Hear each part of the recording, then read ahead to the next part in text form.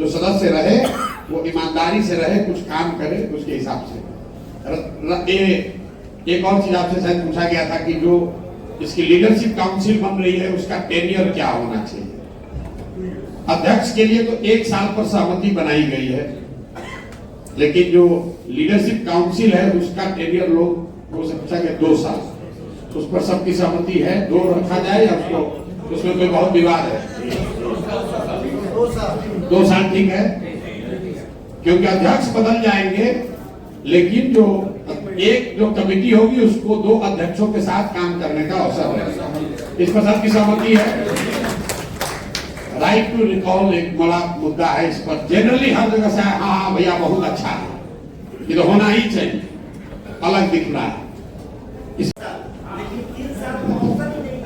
अच्छा नहीं, वही मैं कह रहा हूँ, एक बार आप बता दीजिए कि 2 साल या 3 साल।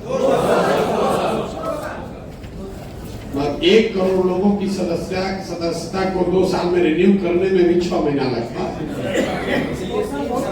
मेरा ऐसा मानना है कि जो हम लोग सुन रहे हैं कि अगर इसको 3 साल कर दिया जाए और 3 साल में आप सदस्यता के नाम पर 25 वाला इलेक्शन हो जाएगा तो क्यों जाएगा। नहीं, आप देखिए हर चीज एकदम पढ़ाई का भी क्वालिफिकेशन में भी नहीं होना चाहिए, 1 रुपया भी नहीं देना चाहिए, काम भी नहीं करना चाहिए। अब हमारा तो मत है कि अभी 2-6 महीना उसको आगे दीजिए मार्च पर। 31 मार्च 2025 तक फ्री रखा जाए और 31 मार्च 2025 तक फ्री रखा जाए, जैसे हम लोग चला रहे हैं। और 31 मार्च 2025 के बाद जो हमारी व्यवस्था लागू होगी और जब तक सर मेरा मानना था कि राजनीतिक दल का सदस्यता अभियान एक सिस्टम से चलता है, 10-5 रुपया देता है, वो थक गया है। अब इतना देर में आप लोग थक गए, अब सब आदमी सोच रहा है जल्दी से खत्म हो, किसान के साथ फोटो खिंचाए, अखबारें जाए, किया जाए एक से और दूसरा सक्रिय सदस्य है साधारण सदस्य और दूसरा सक्रिय सदस्य। जितनी क्षमता है आय है वो देंगे, उसको आय से इसको ना जोड़ा जाए। एक आदमी आप बहुत देर से बोलना चाह रहे, बोलिए नहीं बगल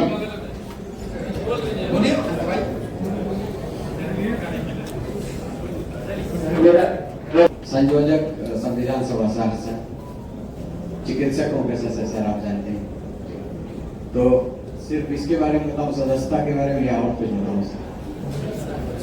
सदस्यता के बारे में। तो जो सर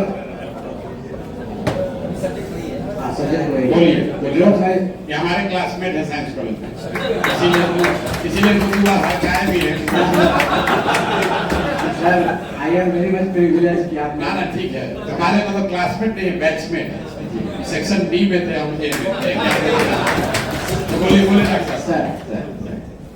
तो सदस्यता सर अभी निःशुल्क रखा जाए, जैसे कि ये डॉक्टर साहब हैं, मार्च या 2 अक्टूबर 2025 तक रखा जाए सदस्यता निःशुल्क, और उसके बाद चुनाव तक ये हो जाए।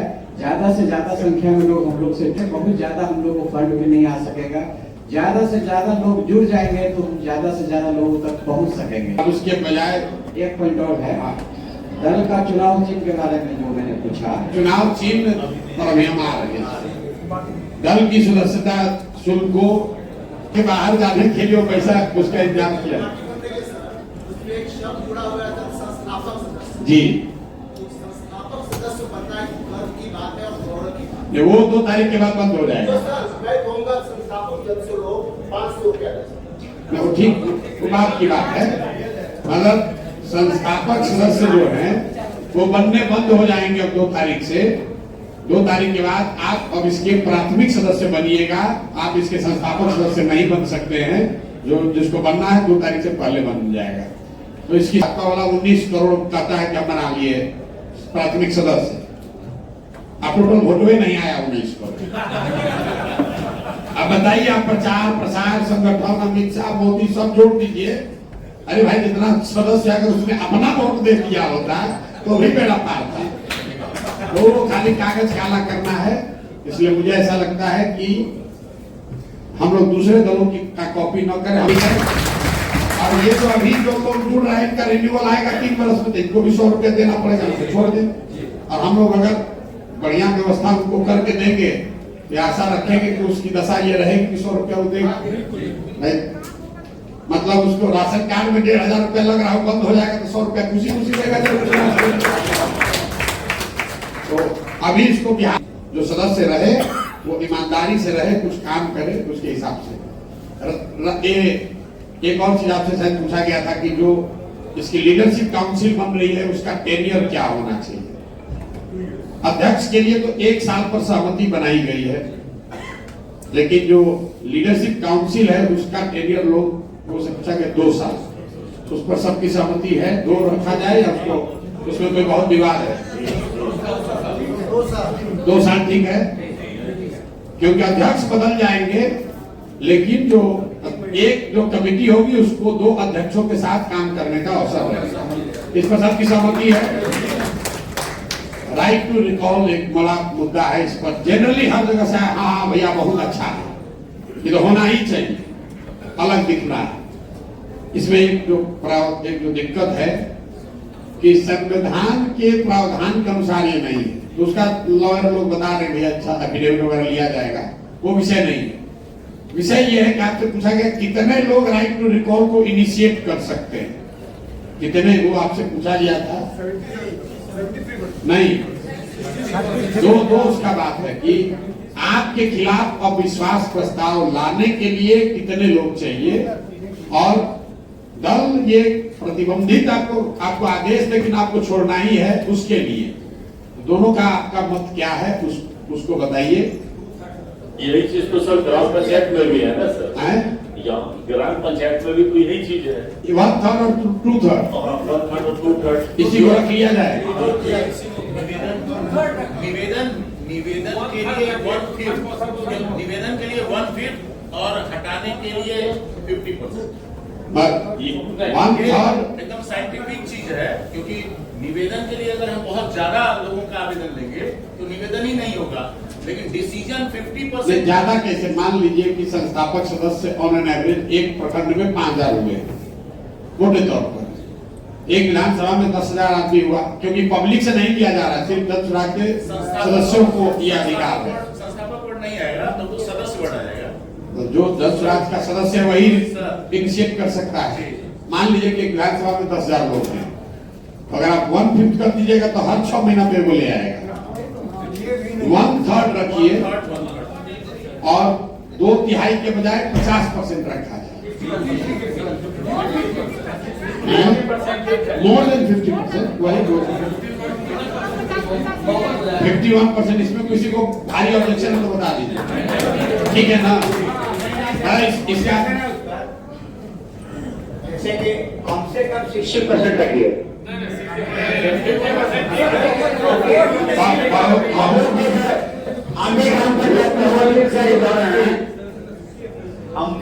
हम लोग को भी पता है कि 50% और 51% में बहुत बड़ा अंतर नहीं हुआ।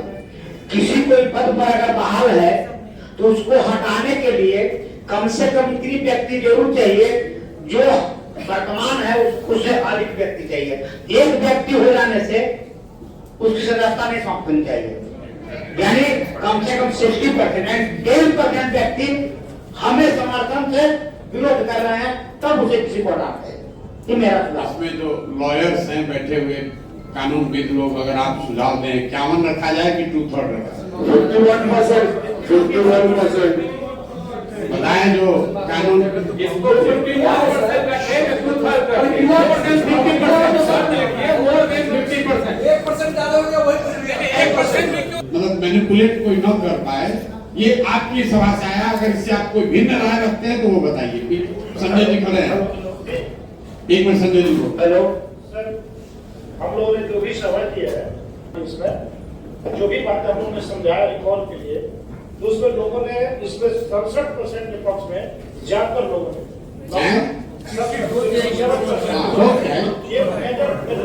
2/3 बहुमत, 2/3 अगर आपके खिलाफ हो गया तो फिर आपकी कार्रवाई। 2/3 ही ठीक है।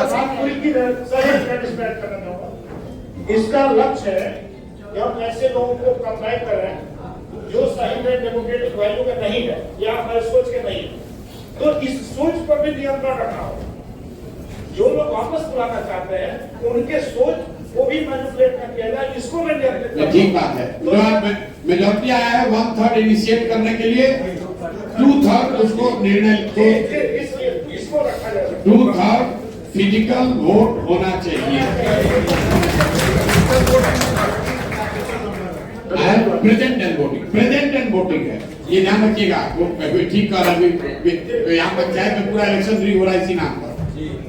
अगर वहां संस्थापक सदस्य 10,000 हैं या जन स्वराज के सदस्य 10,000 हैं तो 1/3 मतलब 3,000 लोग इनिशिएट कर सकते हैं, लेकिन कम से कम 67,500 लोग अगर दें तब उसको रिकॉल किया जा सकता है। लेकिन आया ही 5,000, 10,000 आदमी तो कभी आएगा नहीं, कहीं पोलिंग 100% होती नहीं है। तो जो प्रेजेंट रहेंगे उसका प्रेजेंट का 2/3, ठीक है।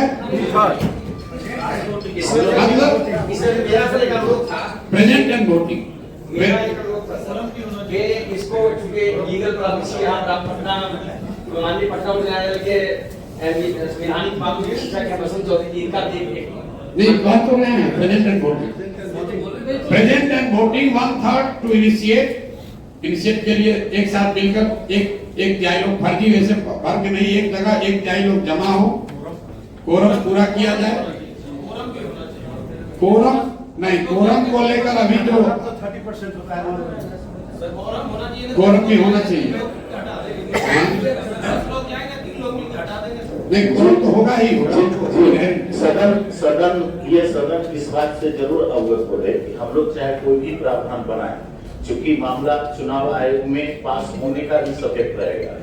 ना ये इसमें क्या है, चुनाव आयोग आपको नहीं देगा, ये तो दल के अपने प्रावधान में है कि आप टिकट लेना है तो आपको एफिडेविट इस पर लिख कर देना है जी। अगर आपको दल से उम्मीदवार बनाना है तो आपको इस पर सहमत होना, इसके बाद भी वो चैलेंज करेगा। अगर वो नहीं मानेगा तो बाद आप नहीं कर सकते, नहीं कर सकते। फैक्शन लॉ लागू होगा, वो लेकिन लागू नहीं होगा, वो इंडिपेंडेंट रहेगा। हाँ, लेकिन हम लोग कम से कम पब्लिक को तो ये कह पाएंगे ना कि गलत किया तो इसको हटा दीजिए। बसंत बाबू और प्रशांत जो फाइनल चुनाव आयोग तक जो ड्राफ्ट जाएगा भाई जन स्वराज, हम ये क्यों कहा जा रहा है, क्योंकि लोग ये कह रहा है कि मान लीजिए प्रधान जी आप काबिल आदमी लाए, जीतने के बाद में बिगड़ जाता है।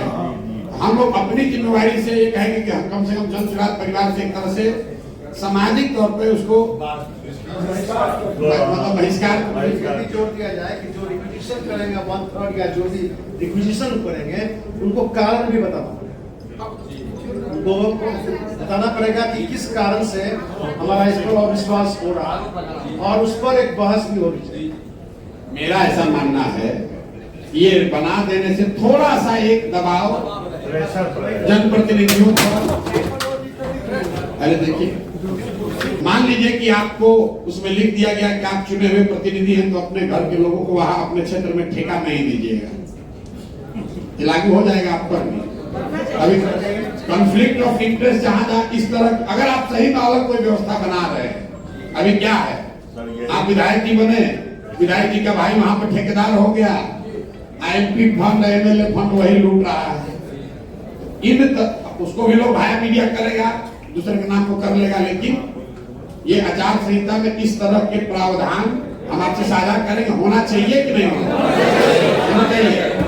देखिए पढ़ाई वाला है, पढ़ाई वाला में भी सब लोग आपको कहते हैं हाँ, जब गंभीरता से सोचे घर जाके तो ना जब आचार संहिता का आएगा प्रावधान तो क्या बात होगा, तो बहुत दिक्कत हो जाएगा, तस्वीर कहेगा ना। फिर सोच लीजिए आचार संहिता क्या दल के चुने हुए प्रतिनिधियों के लिए होना चाहिए। अब इस पर पीछे नहीं हटिएगा, आप ही लोग के नाम पर पर्चा फाड़ेंगे क्या आप लोग सब लोग हैं और कहें कि आचार संहिता लागू होना चाहिए। हमको लगता है कि ये अच्छी बात है, कम से कम देश भर में कहे खड़ा हो कि नहीं हम लोग यही तो नई चीज होगी सर। एक अंतिम इससे ज्यादा कंटेंशन वाला बात है, 1 पोस्ट 1 मैन 1 पोस्ट वाला हर पार्टी ने लिखा है। इसको कितनी मजबूती से ईमानदारी से आप अपने दल में लागू करना चाहते हैं। जिलाध्यक्ष भी हैं, उनको चुनाव लड़ना है, लड़ने के बाद भी अध्यक्ष अपने ही भाई को बनाना है। तो इसको लेकर आप 1 मैन 1 पोस्ट को लागू करना चाहिए नहीं करना चाहिए? जरूर हैं? नहीं 25 तक नहीं करना चाहिए, तो 1 मैन 1 पोस्ट होना चाहिए। ना कुशवाहा जी पीछे कुछ कर लागू अभी से ही होना चाहिए। होना चाहिए ना? एकदम लागू होना चाहिए सर। सभी को कंडीशन लगे होना चाहिए, कंडीशनल होना चाहिए, हैं? कंडीशनल होना चाहिए, ये कंसर्ट होना चाहिए। क्या बोलिए? जैसे कोई जिला सानी जी। अध्यक्ष है, अगर उसमें दम खम है कि हाँ वो चुनाव लड़ सकता है, तो उसको जो है बिल्कुल उसको मौका मिलना चाहिए चुनाव लड़ने ना तो जिला अध्यक्ष छोड़ दे अपनी लड़ने कोई दिक्कत नहीं। ये नहीं ना होना चाहिए कि विधायक भी रहेगा जिला अध्यक्ष भी रहेगा।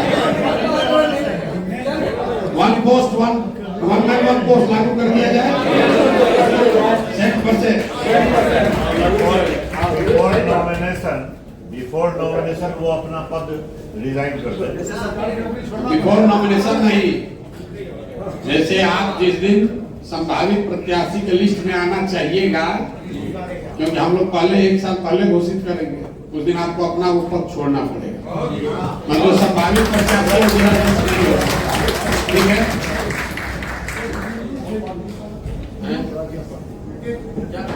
इसी से संबंधित मैं एक बात करना, मैं अरुण सुपौल से हूँ। मेरे यहाँ पद यात्रा चल रहा है, इसलिए हमारे यहाँ ये संविधान की कोई मीटिंग बैठ के हुई नहीं। लेकिन क्योंकि मैं संविधान सभा से जुड़ा हुआ हूँ, तो जो यूथ क्लब के लोग हैं वो मुझे मीटिंग में बुला लिया करते हैं, और अधिकांश जगह उन लोगों ने पूछा है कि यूथ क्लब के लिए क्या है कुछ नियमावली। तो हम बोला कि मैं सदन में रखूंगा और जैसा निर्णय होगा हम आपको जानकारी दूंगा। पहले से बताया गया है। हाँ नहीं, राजनीति जिसको करनी है उसके लिए क्लब है, क्योंकि हर पंचायत में 10 बच्चों को ये अवसर है कि वो क्लब खोलकर जन स्वराज के संसाधन पर अपना घर परिवार छोड़ना नहीं, वो चुनाव लड़ने की तैयारी कर सकता है। मुखिया लड़े, जिला परिषद लड़े, वार्ड सदस्य लड़े, सरपंच लड़े, वार्ड का लड़े। तो अभी 1 लाख बच्चों का खर्चा जन स्वराज अपने से उठाने की हमारी घोषणा है। 25,000 के आसपास क्लब खुले हुए हैं, ज्यादातर उसमें बंद ही होगा, क्योंकि वही है कि आप गए बांटने की भाई खोलो, तो सोचा चलो बैट बॉल मिल रहा है, कुछ पैसा मिल रहा है, खोल लिया, फिर बाद में निष्क्रिय हो गया।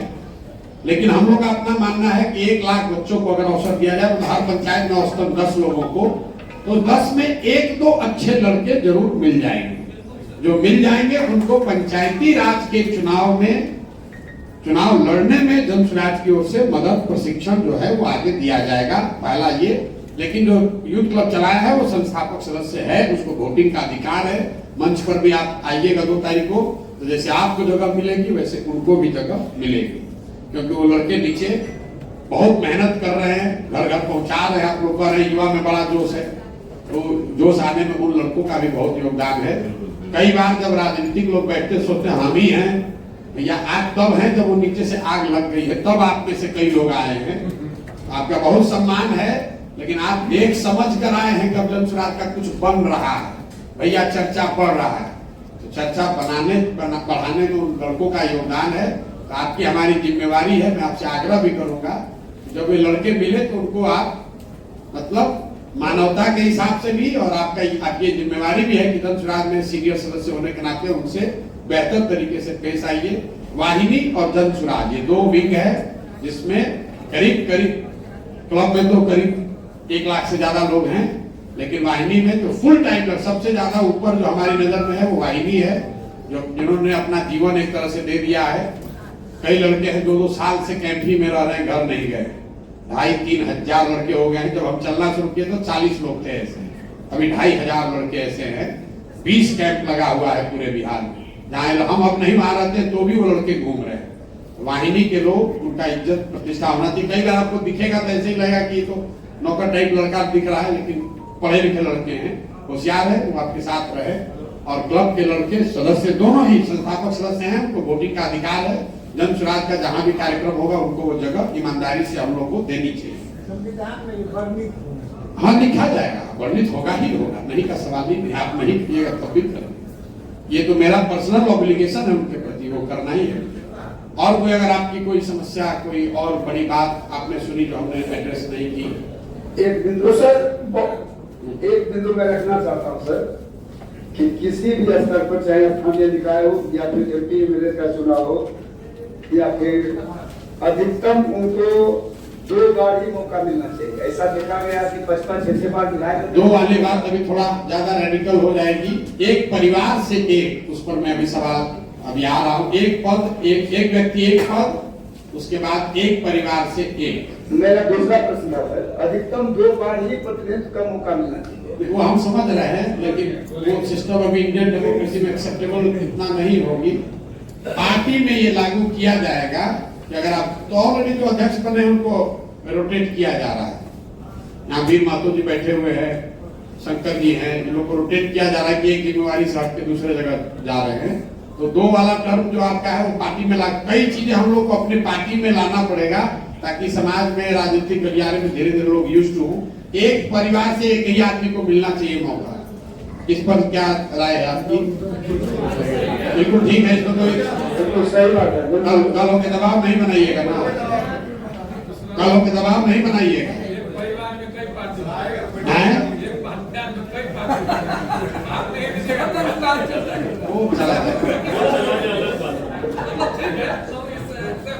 जी, मेरा कहना है कि इस परिवार को कैसे डिफाइन कीजिएगा? माता पिता, भाई बहन, चचेरा, किसको किसको? ब्लड रिलेशन, ब्लड रिलेशन, भतीजा भगना सब शामिल हो।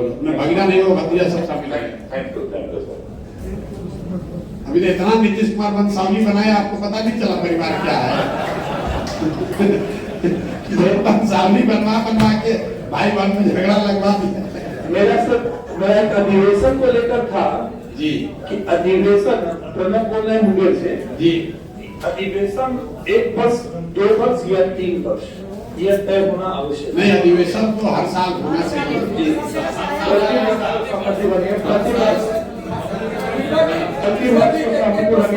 प्रति वर्ष का ही फीडबैक आया है।